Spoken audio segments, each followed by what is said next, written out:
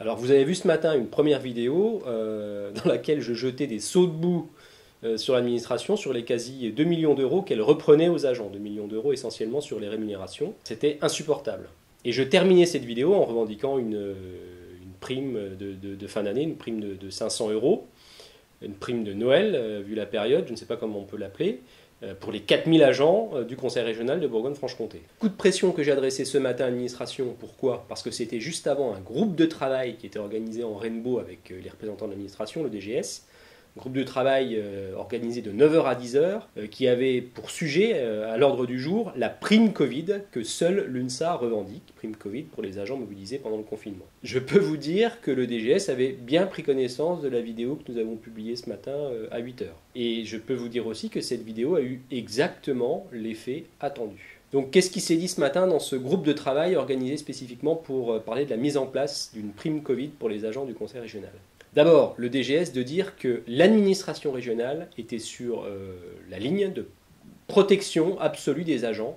Donc en aucun cas, elle ne mettrait en place une prime qui pourrait être assimilée comme une prime pour couvrir un risque. Ça, on est bien d'accord. Il ne s'agit pas de mettre en place une prime pour faire prendre des risques aux agents. Ça, on est d'accord avec l'administration.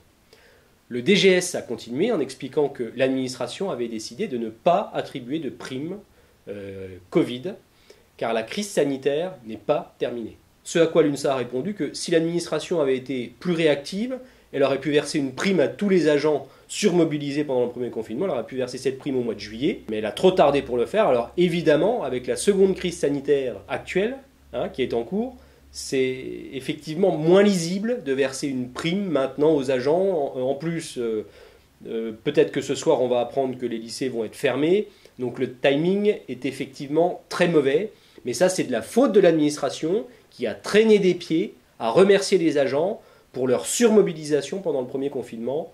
Et c'est l'administration qui en a l'entière responsabilité. Le ping-pong continue pendant cette réunion et l'administration qui répond à l'UNSA que clairement, elle n'a pas traîné les pieds, ce n'était pas intentionnel de faire jouer la montre, mais qu'elle refuse volontairement de donner une prime pour les agents qui ont été mobilisés pendant le confinement. L'administration refuse de donner une prime, de donner une gratification pour les agents mobilisés. Et d'enfoncer le clou, d'expliquer clairement son raisonnement, en disant que si elle mettait en place une prime Covid, elle ne la verserait, elle considère qu'elle ne pourrait être versée qu'après les différentes crises sanitaires qui vont se succéder, on est d'accord, il risque d'y avoir plusieurs confinements, reconfinements jusqu'au vaccin, et que de toute manière, si l'administration donnait une prime Covid après les différentes crises sanitaires qui vont se succéder, elle voudrait la donner à tous les agents sans distinction de mobilisation, c'est-à-dire sans distinction d'agents qui ont travaillé en présentiel ou en télétravail. Bon, sur ça, on est plutôt d'accord. Nous, pour l'UNSA, on considère qu'il faut la même prime qu'on soit en présentiel ou en télétravail, puisque le télétravail, c'est du travail. Mais sans distinction si l'agent était présent au travail, mobilisé, ou absent, malade, en arrêt maladie.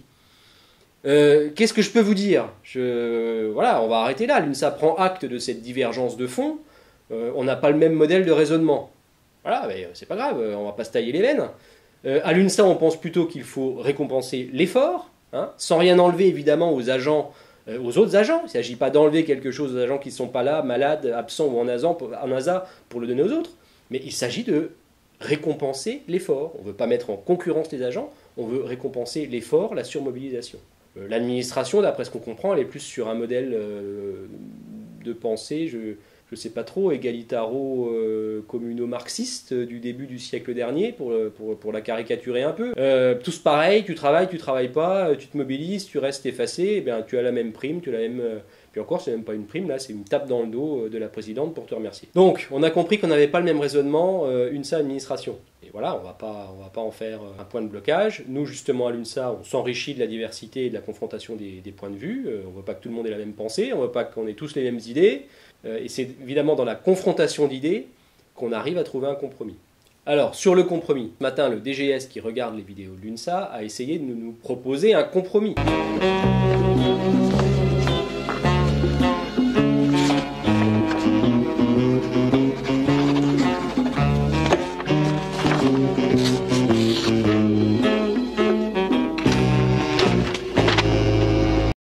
indiqué qu'il préférait s'extraire du cadre, ce qui est plutôt astucieux, et nous proposer un travail plus structurel sur le régime indemnitaire pour répondre à d'autres problématiques qu'on avait d'ailleurs identifiées, qui avaient déjà été identifiées et remontées à l'administration par l'UNSA. Je vais être rapide, je vous résume là les propositions de l'administration. Donc, pas de prime Covid en 2020 parce que la crise sanitaire n'est pas finie. Réflexion sur le versement d'une prime Covid. L'administration n'est pas fermée au versement d'une prime Covid, mais qui serait versée à tous les agents. Mais quand la crise sanitaire, quand les différentes crises sanitaires seront finies. Pour répondre à une demande de l'UNSA, l'administration confirme qu'elle va proposer de rémunérer les heures supplémentaires des agents volontaires pour faire des heures supplémentaires. On verra les modalités prochainement. Modification du régime indemnitaire du Conseil régional pour les encadrants des lycées, avec mise en œuvre au 1er janvier 2021. Il propose aussi d'augmenter le montant de la prime compétences rares. Là aussi, on l'avait fait remonter à l'administration, parce qu'aujourd'hui, c'est 10 € quand un agent a une compétence rare. Donc avec 10 € par mois de prime, c'est évident que vous allez pouvoir recruter quelqu'un avec une compétence spécifique. Donc là, le DGS propose d'augmenter ce montant de la compétence rare. Et je termine par la dernière proposition de l'administration, c'est d'ouvrir une réflexion pour revoir le régime indemnitaire du Conseil régional afin de rester compétitif par rapport à d'autres collectivités, toutes catégories et tout cadre d'emploi confondus, parce que enfin l'administration se range aux côtés des arguments de l'UNSA et il nous dit en quelque sorte que oui, on n'est pas compétitif par rapport à d'autres collectivités et ça nous pose un problème pour effectuer des recrutements. Donc réflexion pour la modification du régime militaire pour en faire un régime militaire plus attractif. À la fin de cette réunion, l'UNSA a pris la parole pour indiquer que les propositions du directeur général des services semblaient aller dans le bon sens, qu'elles répondaient en fait à un certain nombre de revendications qu'on avait déjà formulées précédemment, mais que nous attendions les montants pour chacune de ces propositions pour donner un avis définitif. Les propositions concrètes, les montants qui seront en face de chaque proposition, seront présentés à l'UNSA mardi prochain, en fin de journée, après le CHSCT qui se tient l'après-midi, pour un passage rapide ensuite en comité technique, et un vote des élus à la séance du 11 décembre 2020, mise en œuvre au 1er janvier 2021. Voilà, vous avez toutes les informations quasiment en live.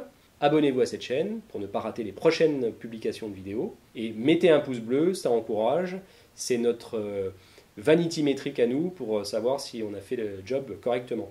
À bientôt.